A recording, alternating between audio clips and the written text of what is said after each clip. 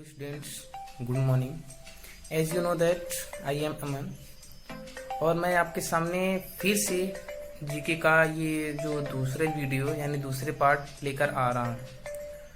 तो बच्चों, आप लोग जो भी मैं जीके का वीडियो प्रोवाइड कर रहा हूँ उसको आप लोग प्रत्येक यानी एक सब्जेक्ट बनाकर उस पर नोट डाउन करते जाइए, क्योंकि मैं प्रत्येक मंडे को आपको एक वीडियो जीके क्लास की प्रोवाइड करता रहूँगा और आप लोग इसे सब्जेक्ट पे करते रहें। एक महत्वपूर्ण सूचना बच्चों कि कुछ बच्चे जो होमवर्क दिए जा रहे हैं उसे नहीं कर रहे हैं, वो इस आशा में है कि होमवर्क चेक नहीं किए जाएंगे। तो ऐसी बात नहीं है, आप लोग जो भी होमवर्क दिए जा रहे हैं आपको प्रोवाइड किए जा रहे हैं, उस होमवर्क को एक सब्जेक्ट बनाकर यानी किसी भी एक कॉपी पर करते जाइए, क्योंकि स्कूल ओपन होने पर ये जो भी होमवर्क या सब्जेक्ट्स लिखाए जा रहे हैं उसको पहले चेक किया जाएगा। तो बच्चों, आप लोग ऐसी गलती मत करिएगा, अपने अपने होमवर्क समय से करते जाइए। तो बच्चों, आइए हम अपने जीके क्लास की दूसरी वीडियो स्टार्ट करते हैं। सो children, let's start. First question, चाय पीने से हमें नींद क्यों नहीं आती है? तो स्टूडेंट, ये जानिए आप लोग कि चाय में दो उत्तेजक पदार्थ पाए जाते हैं जिनका नाम थीन और कैफीन। ये उत्तेजक पदार्थ होते हैं जिनके कारण हमें नींद नहीं लगती है। यानी चाय पीने की कला हम लोग अंग्रेजों से सीखे हैं, क्योंकि अंग्रेज ही पहले चाय पीते थे। बल्ब में कौन सी गैस भरी होती है? नाइट्रोजन व आर्गन गैस, क्योंकि नाइट्रोजन व आर्गन गैस के भरने के कारण बल्ब जल्दी फ्यूज नहीं होता है। गोबर में कौन सी गैस होती है? यानी गोबर में मीथेन गैस होती है। फ्रिज में कौन सी गैस होती है? तो अमोनिया गैस। अमोनिया गैस के कारण ही जो हमारे पीने वाले बॉटल होते हैं, जो भी कुछ फ्रिज में होता है वो ठंडा हो जाता है। सूर्य किसका बना हुआ है? तो छात्र, गैस का। जैसा कि आप लोग जानने में आश्चर्य होगा, ये सूर्य आपका गैस का बना हुआ है। इसमें अनेक गैसें मिली हुई हैं। सबसे अधिक तो परसेंटेज गैसें हैं हाइड्रोजन का, फिर हीलियम का, और अन्य गैसें भी इसमें हैं अनेक, और ये सब आपस में बंधी हुई होती हैं, जिसके कारण सूर्य का एक आकार होता है। नेक्स्ट क्वेश्चन, वायुमंडल में कौन सी गैस कितनी प्रतिशत होती है? तो नाइट्रोजन गैस होती है 78%, ऑक्सीजन होती है 20%, व अन्य 2% गैसें होती हैं, और दूसरी भी गैसें 2% में होती हैं। जीरोक्स मशीन से कौन सी गैस निकलती है? जीरोक्स मशीन मतलब टू कॉपी मशीन, यानी जिससे टू कॉपी की जाती है। जब वो मशीन चलती है तो उससे ओजोन गैस निकलती है, ओजोन गैस। नेक्स्ट क्वेश्चन, सबसे हल्की गैस कौन सी होती है? स्टूडेंट्स, ये बात अच्छी है कि यानी जो सबसे गैस बहुत हल्की होती है वो हीलियम होती है। यानी आप लोग जानते हैं कि जो गैस हम लोग अपने रसोई खाना में यूज करते हैं वो एलपीजी होती है, लिक्विड पेट्रोलियम गैस होती है।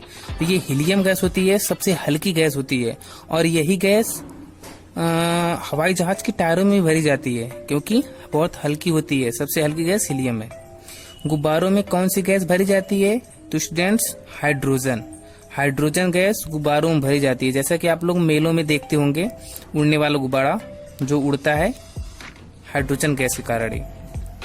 रोटियां किस गैस के कारण फूलती हैं? तो स्टूडेंट्स, ये जान लीजिए आप लोग कि रोटियां आप फूलती हुई सभी देखे होंगे, लेकिन ये नहीं जानते होंगे कि कार्बन डाइऑक्साइड के कारण ही रोटियां आपकी फूलती हैं। यानी रोटियां जो फूलती हैं तो ये गैस उसमें भर जाता है, उसके कारण फूलती हैं।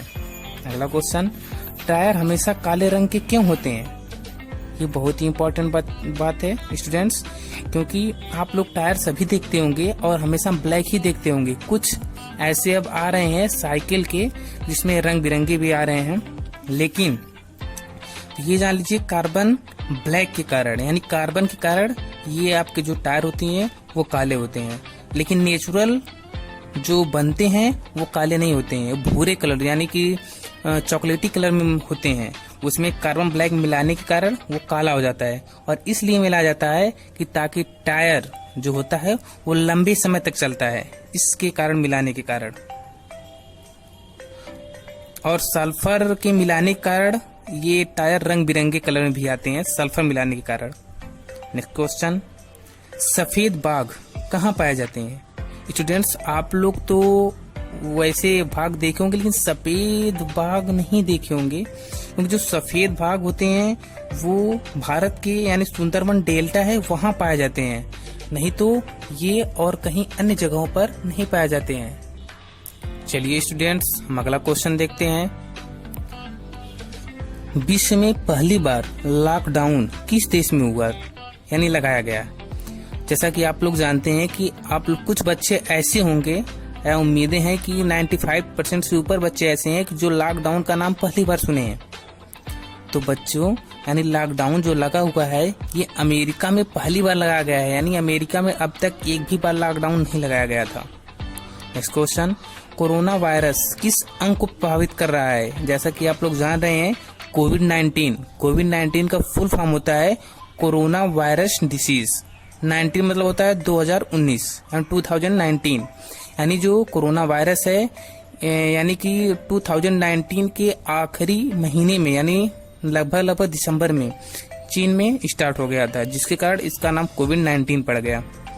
और ये कोरोना वायरस जो जैसा कि सब लोग इस टाइम नाम सुन रहे हैं, यही बीमारी बहुत तेज फैली है, तो ये फेफड़े को जो है प्रभावित कर रही है। इस क्वेश्चन, भारत की राजधानी दिल्ली कब बनाई गई? बच्चों, यानी जो ये दिल्ली राजधानी बनाई गई भारत की, दिल्ली से पहले राजधानी इसकी कोलकाता थी, यानी 13 फरवरी 1931, यानी इस डेट को ये दिल्ली यानी ये भारत की राजधानी दिल्ली बनाई गई। और उस टाइम वहाँ के गवर्नर जनरल थे लॉर्ड इरविन, इन्होंने उद्घाटन किया। ठीक है, तो आप लोग ये जानकर आश्चर्य होंगे कि गवर्नर क्या होते हैं?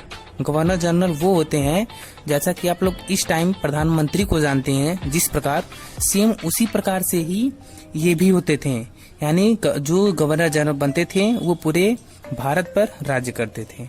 और उस टाइम गवर्नर जनरल थे लॉर्ड इरविन, इन्होंने ही उद्घाटन किया था। उत्तर प्रदेश का पुराना नाम क्या था?